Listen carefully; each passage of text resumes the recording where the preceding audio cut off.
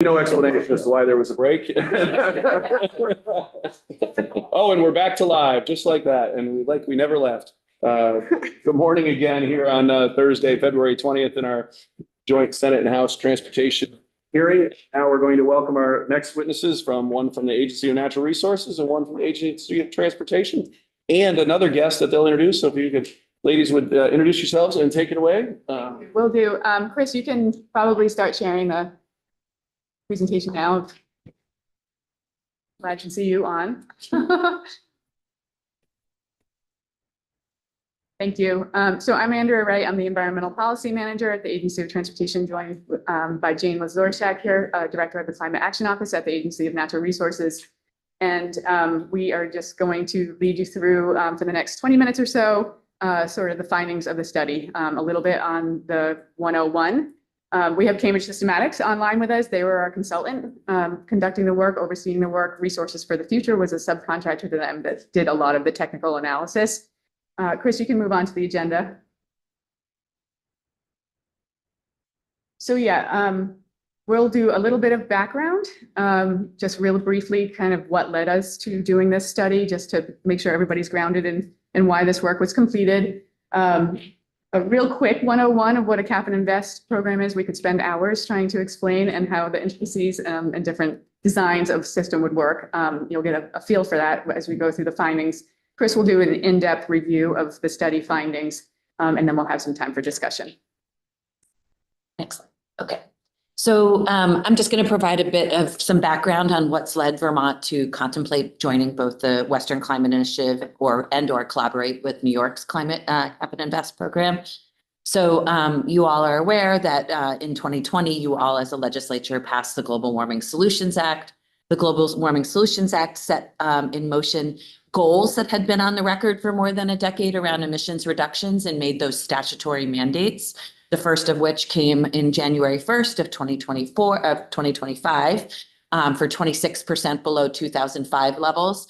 And with the next one coming on the heels for January 1st, 2029, where we're required to roughly cut our emissions in half. And that is in line with 40% below 1990 levels, or half from 2005, which was our highest point in our emissions profile. By passing the Global Warming Solutions Act, I referenced the emissions reductions requirements, which get a lot of attention, but I do want to say that that law goes beyond emissions reductions. It's intended to be comprehensive climate action and has 7 objectives that also speak to resilience and adaptation, smart growth, reducing high global warming potential pollutants, and so on and so forth. But for the purposes of today's presentation, we are going to focus in on the emissions reductions requirements and the work that's needed if we are to set course to meeting our 2030 emissions reductions and beyond to the 2050 reduction requirement. The GWSA set up the Vermont Climate Council, a 23-member body, 15 members appointed by you, the legislature, to represent various sectors that have a stake in climate action. Matt Klota represents the fuel seat on the Climate Council. There are environmental groups, energy and data, renewable energy seats, and beyond, farm and forest. And then 8 administration officials who represent the various agencies who have a stake in climate solutions.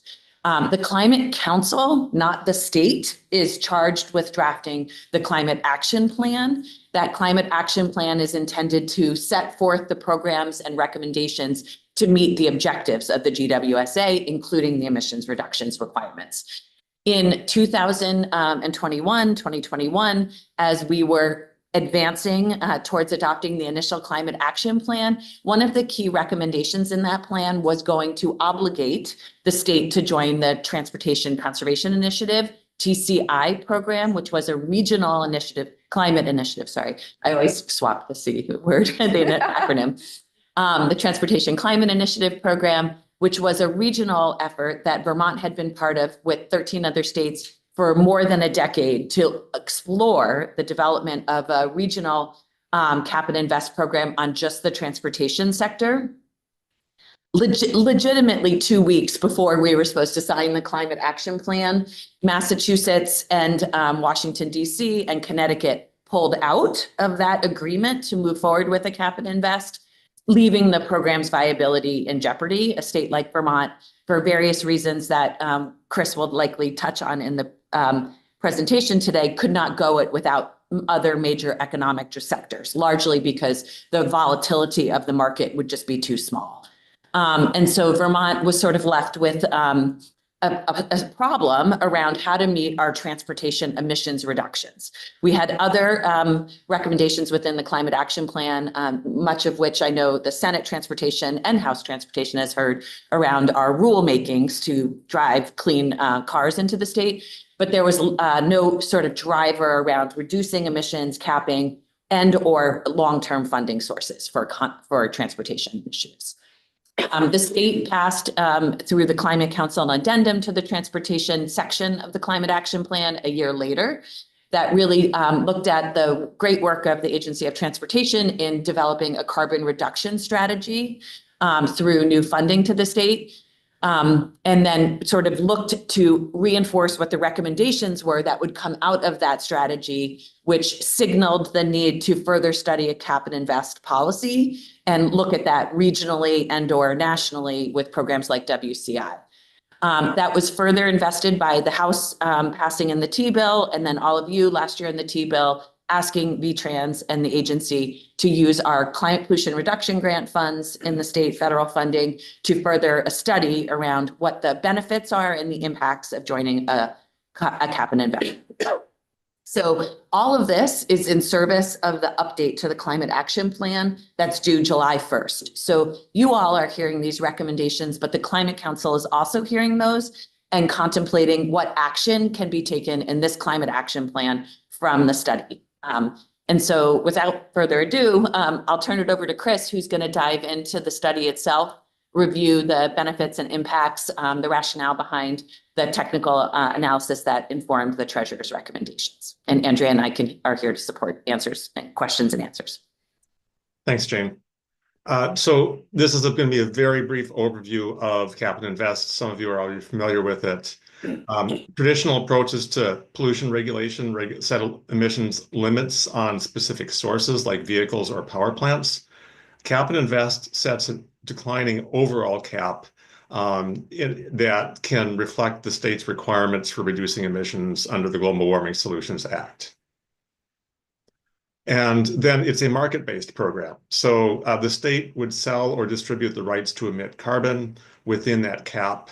Those rights are known as allowances or 1 metric ton of carbon dioxide equivalent. And then companies can buy, sell, and trade allowances. And basically that includes power plants, industries, and fuel suppliers. Importantly, individual households and businesses are not required to buy and sell allowances, but only the companies that sell fuel to those businesses. And then the market sort of decides where the lowest cost emission reductions can take place.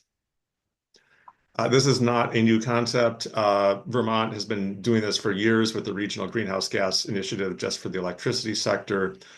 California and Quebec are part of the Western Climate Initiative. Washington State is developing their own program. New York actually implementing it.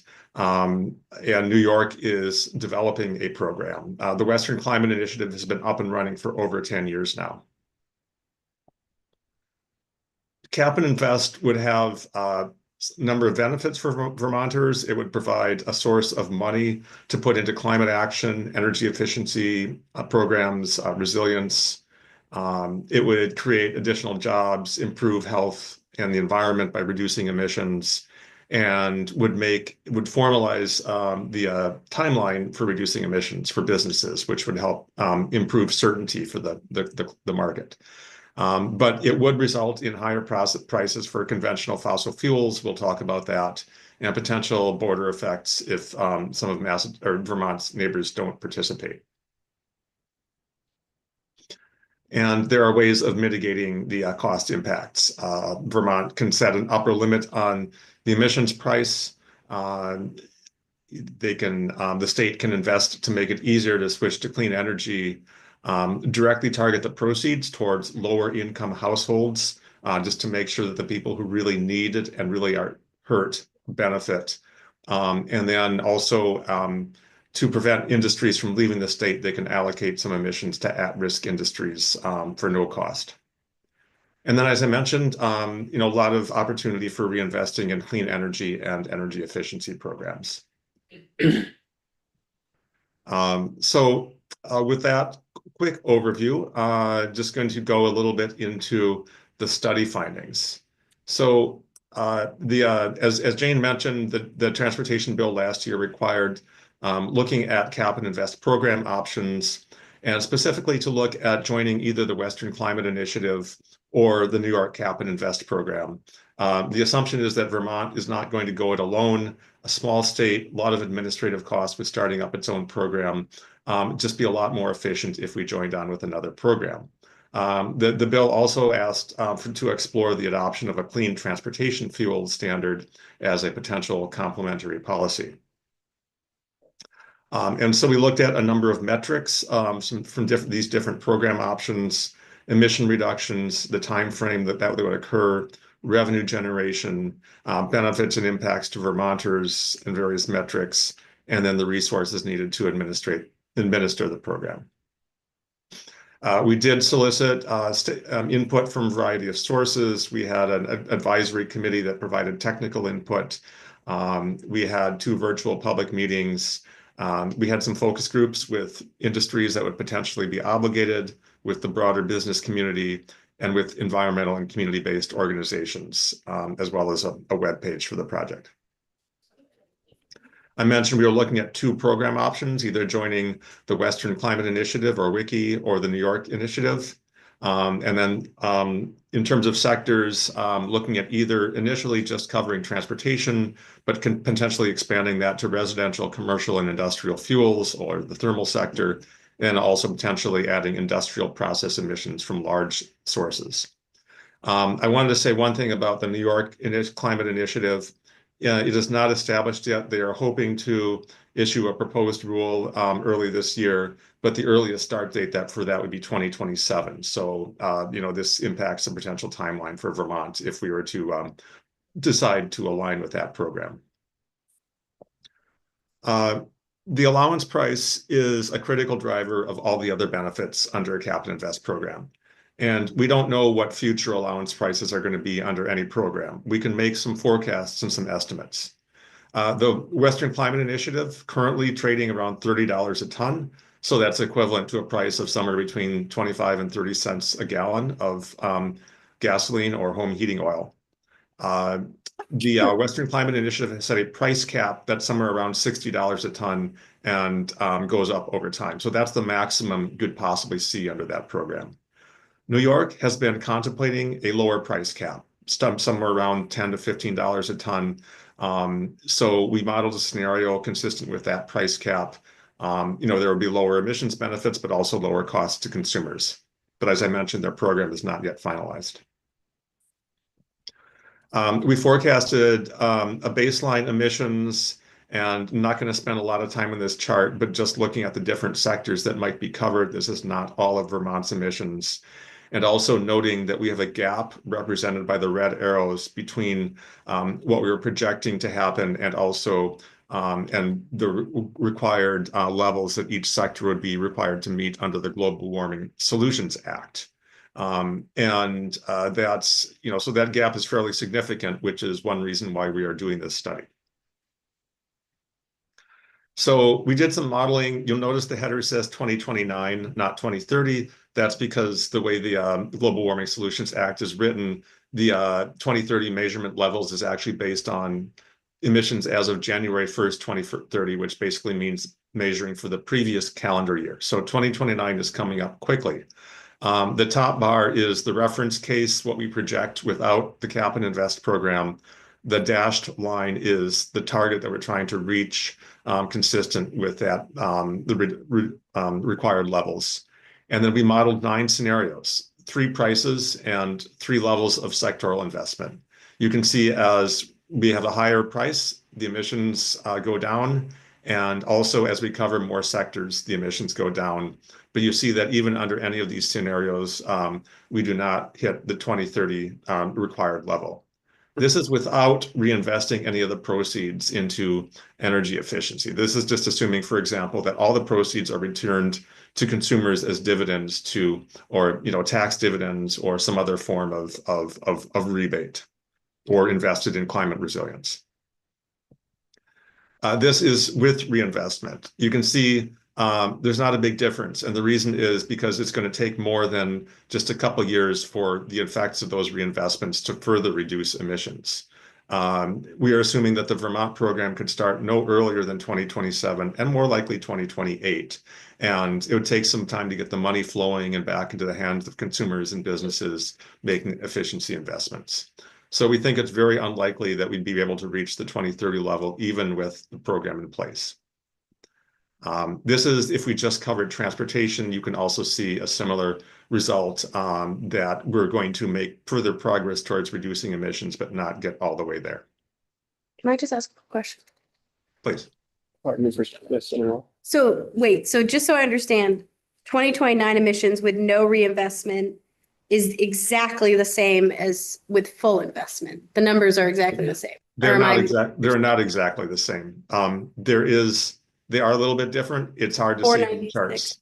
Oh, the reference case is the same. The reference, yeah. Yeah. Mhm. Okay. And the They- target. they look Yeah, The bars look very similar because there isn't a do big look- difference. that's right. But there is, when you saw the numbers on those bars, they're slightly different. So the delta is very small is what we're. Exactly. Yeah. What is the percentage there? Or what is the delta? Chris, can you hear that question? Yeah, I would have to check on those numbers. I think it's a couple. So just a reminder about the reference case, is that the reference case assumes right now that all of those vehicles that are delivered through ACC2 and ACT are placed into service.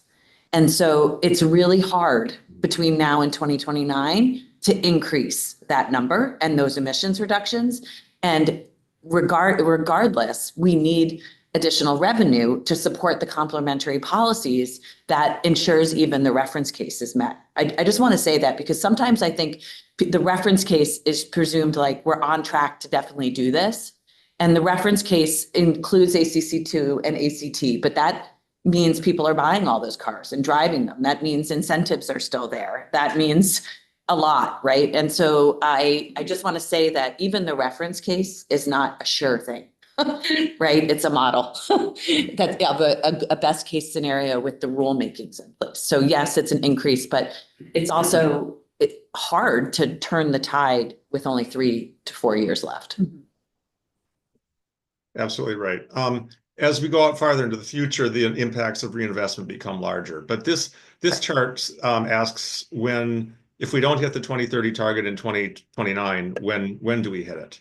And we're projecting somewhere between 2030 and 2035, depending on the scenario. And again, with a more aggressive program, probably going to hit it earlier.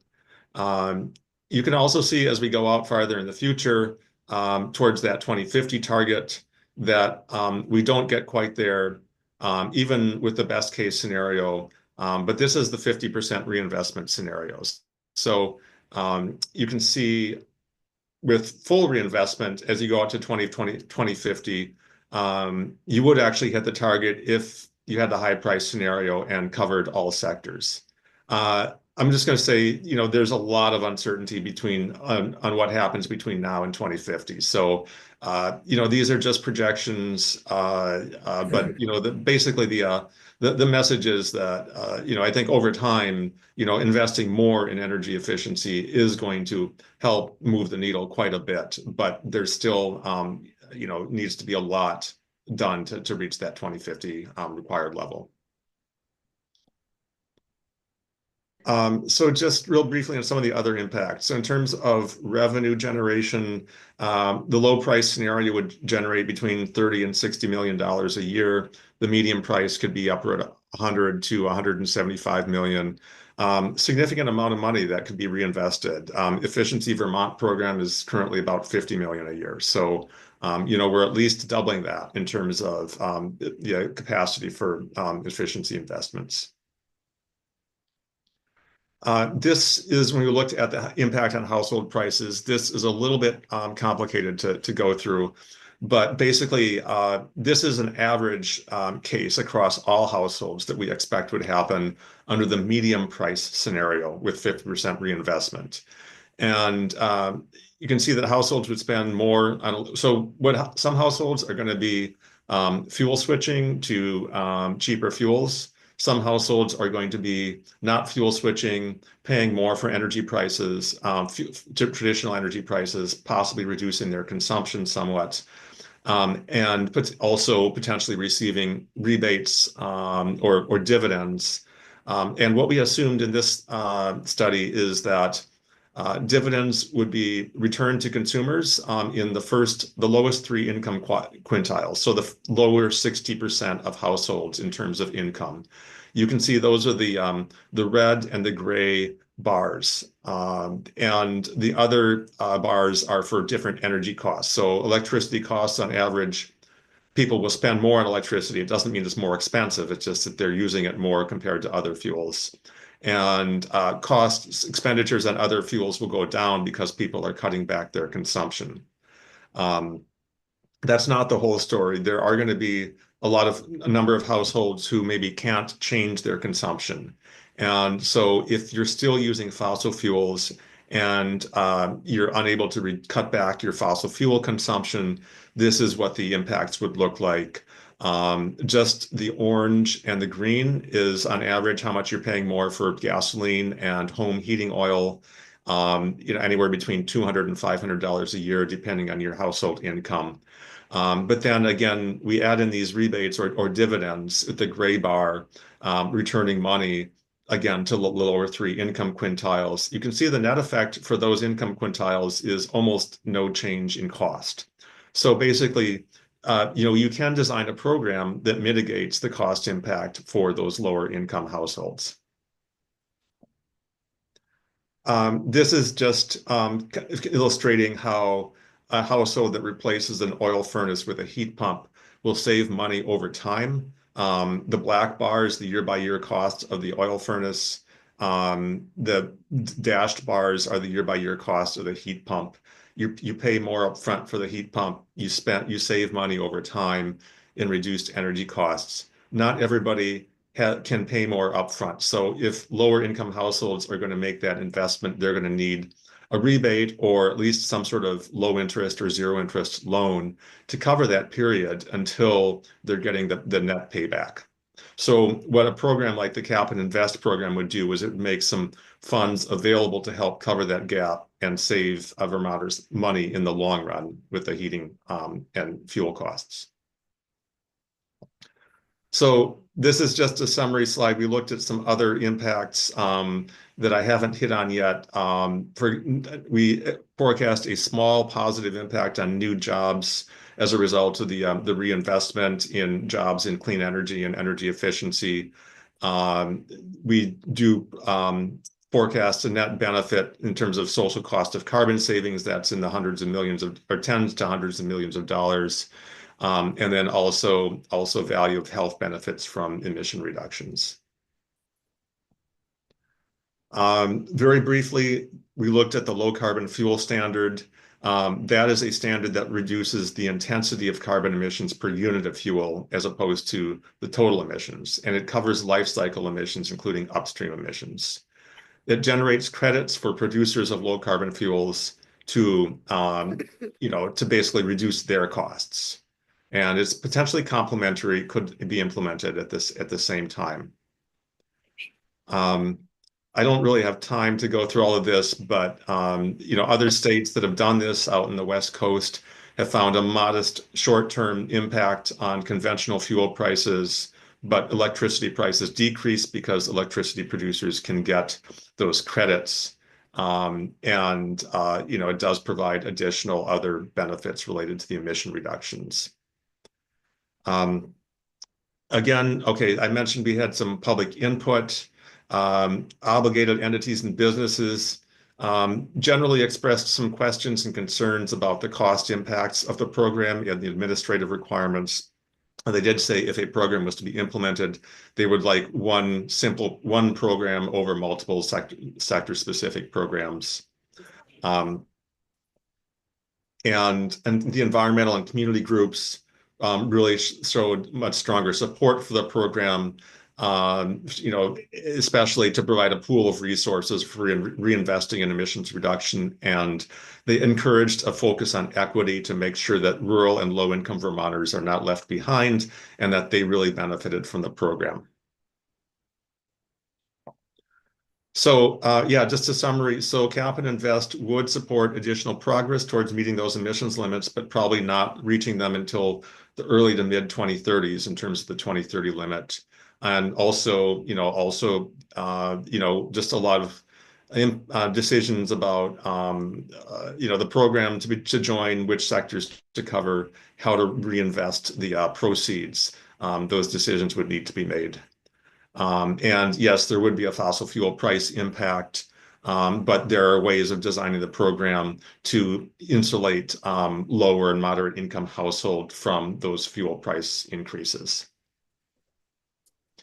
And finally, just in terms of timeline, the Western Climate Initiative program is available now, but would require approval from those entities to join. New York is still under development, not finalized yet. So honestly, the earliest practical start date is probably going to be 2028 for Vermont if they choose to join. But Vermont could also start with a reporting only year in 2027, just to get people used to the reporting requirements before they're required to buy allowances. And once the program is started, it's going to take time to ramp up the investment and of proceeds and generate those additional emission reduction benefits. All right, that's the end of my presentation. Thank you for your time today. Chris, I was wondering if you might go back to the previous slide just to hammer home a few points. Just some updates on WCI and Nikki really quickly that I think haven't really been mentioned. Well, first, I just want to say that hasn't been explicitly said, because we are such a small market, Vermont is what would be called a price taker. So meaning we would not be able to influence the price of joining any of these programs. So we come in, negotiate, we have no negotiation power around cost. A program like Washington, they stood up their program on their own because they have an economy of size that they, as they signal joining WCI, have negotiation power in that space. So WCI, along with Washington, have publicly said that they are working to link together. So at some point, the Washington program will be assumed by WCI, and that will be a larger market.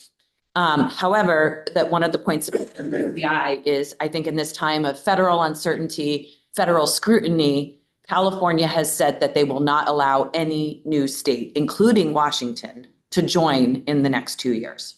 So I just want to say that because Vermont could start to consider discussions with WCI, but the timeline is really as practical as it can be, is 2028. And again, we would have to take WCI's price. New York, we had expected, they are under law. They were supposed to put forward their model rules for Cap and Invest in December of 2023. They're 13 months behind schedule, and nobody has brought a cause of action to New York yet. But in the governor's State of the State address, she publicly signaled in January that they would not be standing up a Cap and Invest program this year and or putting forward the rule to do so, and indicated that they would be putting forward a reporting rule this year. So I just want to say again that New York's program is still under development. The governor has signaled an interest still to move forward with it. But I think Chris had signaled that there's a chance that they would do it this year. There's a no chance that New York will put forward a rule for Cap and Invest this year. And instead, we expect that in the near term, in the next month or so, that they will put forward a model rule for reporting for the sectors that they intend to cover. And, as we've learned with the clean heat standard last year, reporting for entities that have not been regulated is a challenge, right? Like, it's hard, and reporting is an important precursor to any kind of regulation, because just getting people acquainted with reporting, understanding what it is to be regulated. If we had all the time in the world, you would certainly set up a reporting only program before you designed a Cap and Invest program. So anyway, just interesting considerations. These are complicated, hard policies that take a long time to stand up.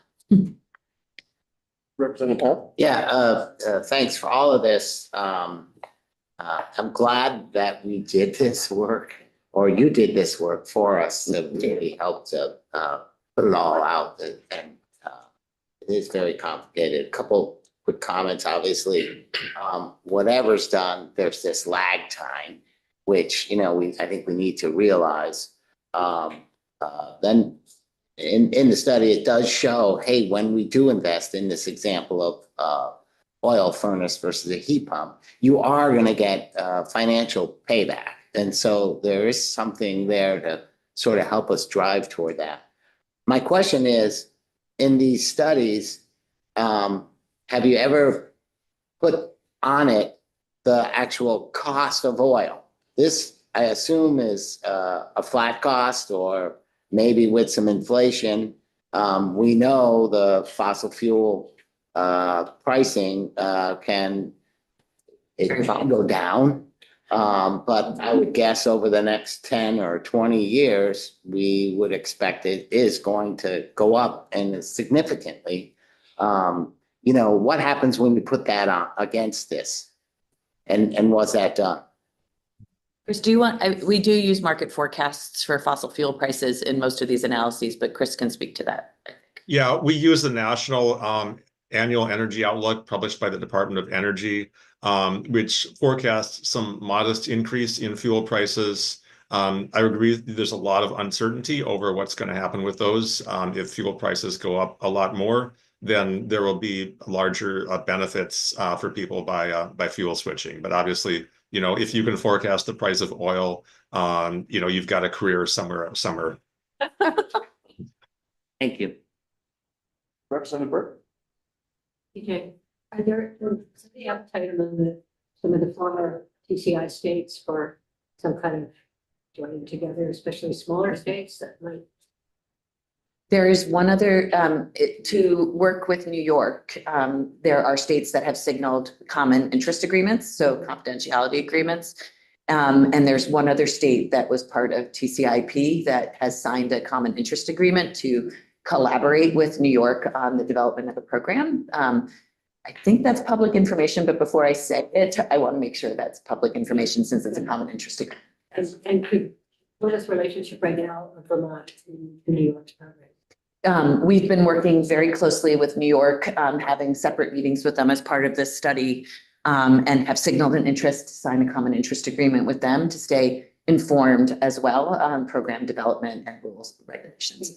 Yeah, and I don't think we've said this, but if 60% of our fuel comes through New York, and so likely Vermont, as New York moves forward with the program, will be impacted by the price change in New York. So there's further rationale to work closely with New York, both to anticipate that or to consider how we could both feel the impact but benefit from that as well through possible collaboration.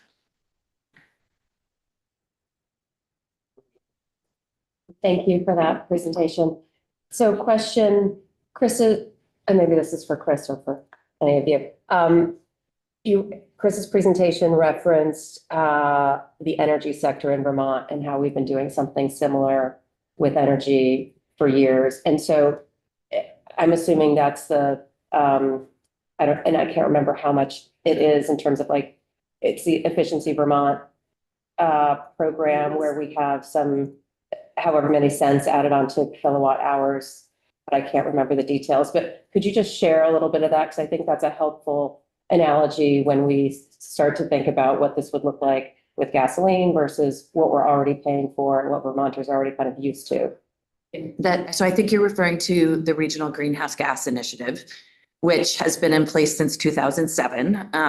That's a regional program that Vermont was an initial member of that looks at capping emissions on the electricity sector. And then Vermont reinvests our proceeds from that in the electricity, in the weatherization, and our money goes to Efficiency Vermont. That's one of the greatest deals for Vermont ever, because we have only two entities that are of size that are regulated by that program.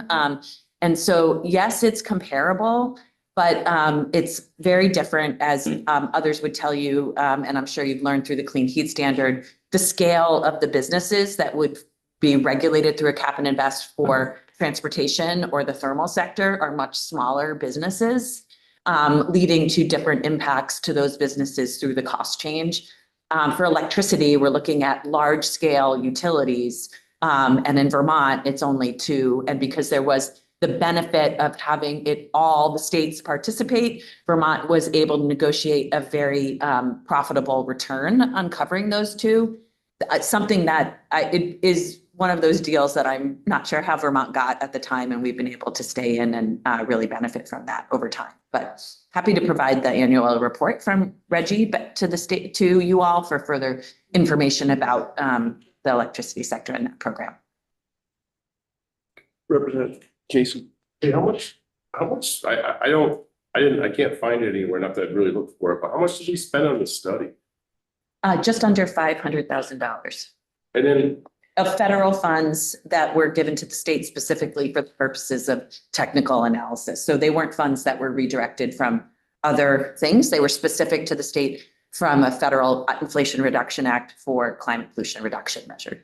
and so I'm kind of hearing these one-sided options here. Is it one option not to do it at all?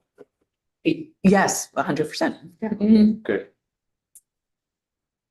And I guess I'll sort of feed off that. Chris, I don't know if you had a chart, but saying that we didn't go along and do the cap and invest, and we just stayed on the path that we're on. People are buying more EVs, that was supposed to amped up over the next, 5 to 10 years. Sort of, what's the difference if we, just stayed course as opposed to doing a cap invest? What's that sort of the difference there for 2030? Yeah, this is actually what that this chart with that black line at the top that says 2029 reference. Yeah. That's what we're assuming would happen under existing policies, including the advanced clean cars rules. Yeah, but no additional cap and invest or. So that takes into account the increase in EVs on our road and all that. Yeah, exactly. Yeah. Okay, thank you. Anybody else? You want to give time? Is that a hand? Representative Allen? To follow up on Representative Corcoran's question, what would that delta look like at 2050? Because that seems like, okay, if we can't make our goals, for all sorts of reasons by 2030, what if we looked a little farther out? What does that start to look like? Yeah, so this is one of the 2050 scenarios where we're projecting under current policies, we'd be about 3 million metric tons for the sectors. We need to be at 1.35. And so, without cap and invest, you're at that black line. With cap and invest, you're at, one of these bars, depending on which scenario it ends up being.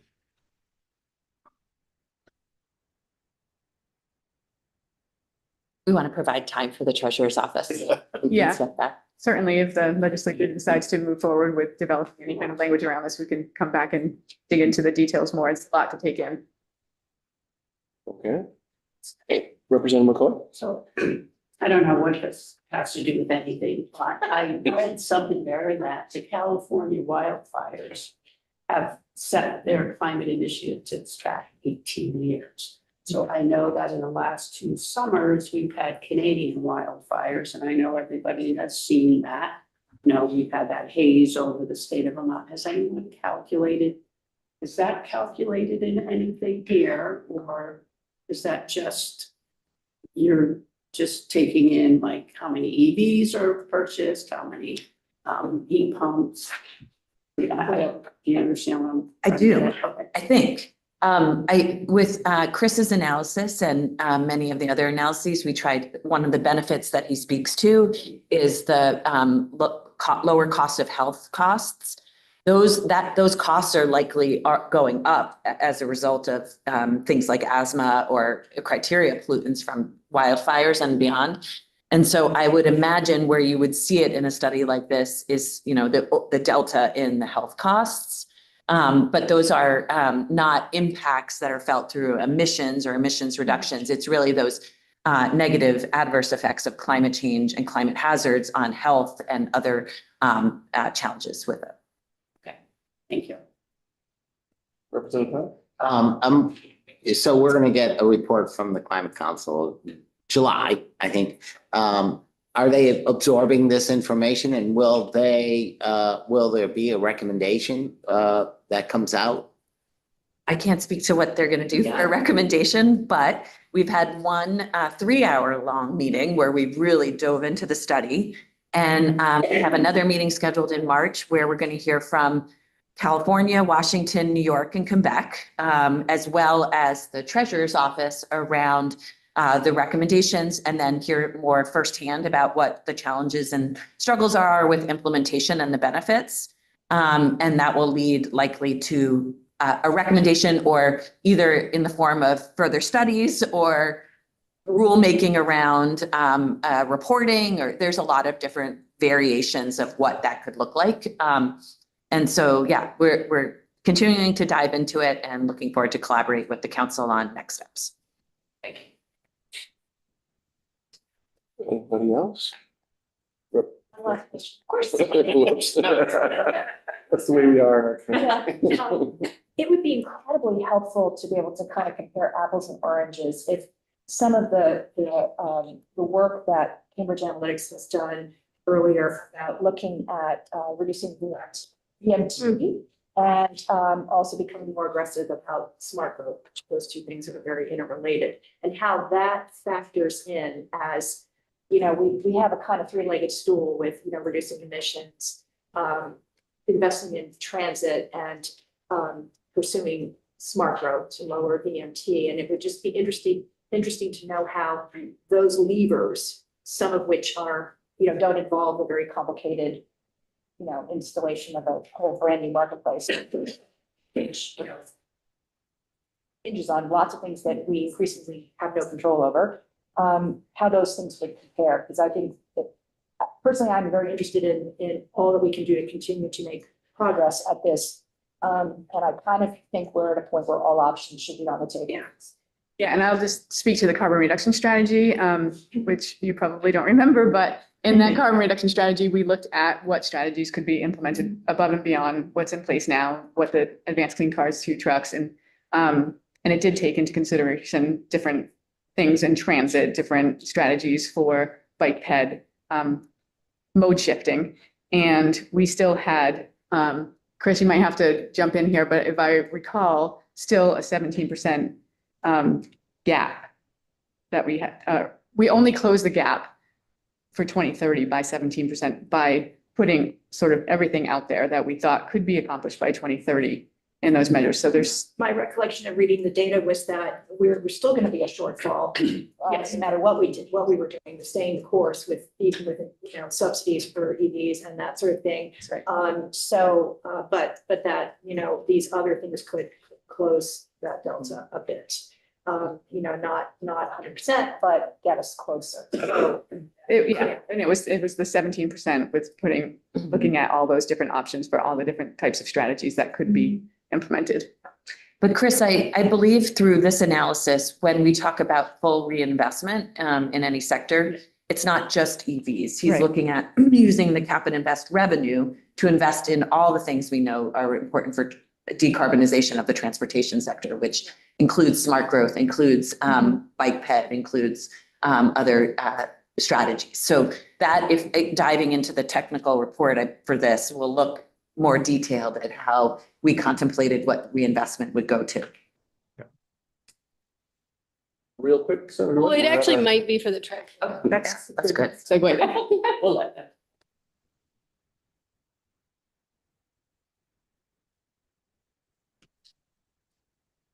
May notice that I'm not Treasurer Pichak.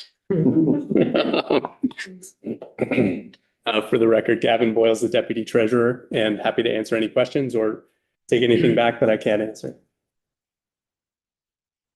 Thank you, Mr. Chair. So in your, well, I just want to start by saying this is an extremely disheartening and depressing way to start the morning, because even with our most strategic best option of joining the New York, going the direction with New York won't get us to hit our requirements except in the later out years. So extremely depressing and demoralizing on my part. So just wanted to name that. And that's not by any means your fault. But one of the pieces that you note at the end of your report is how volatile the federal picture has become. I mean, even I can only imagine you having to go back and probably edit this in the last 24 hours with new announcements. But it made me contemplate when you were doing your report and perhaps when Cambridge Analytica was doing theirs, there was an assumption that we would have federal support, at least with the NEVI money and other opportunities. And since that is changing day by day, and perhaps not likely to see any more investment from the feds, with a lack of federal leadership, I'm wondering if you could comment on if you did take that into account in your reporting, the complete loss of federal funds, or how we would continue to do even the basics as a state. Right. I think I would leave that one more to Cambridge Analytics in that since they were sort of projecting the continuation of the status quo. I think, as you mentioned, I mean, we took into account just in the broadest sense of these are uncertain economic times. They're uncertain, particularly in the area of energy and clean energy and efforts in that direction. And also just more broadly in the, in the receipt of federal funds and the predictability of receiving federal funds. But we didn't go any further than that in terms of modeling specifics. Yeah, because our EV incentives are depleted at this point, at the state level. So I think, at least the way I read your report, it does seem to assume that we would even continue EV incentives, which we are not. So it even seems like we're at a worse starting point for your report and potentially Cambridge Analytica's as well. So that's not to heap on negativity, but. Yeah, I couldn't disagree. And I see Jamie. Yeah, thank you for that question, Senator White. I do just want to reference that the business as usual model, which is used as the reference case in here, is currently being updated.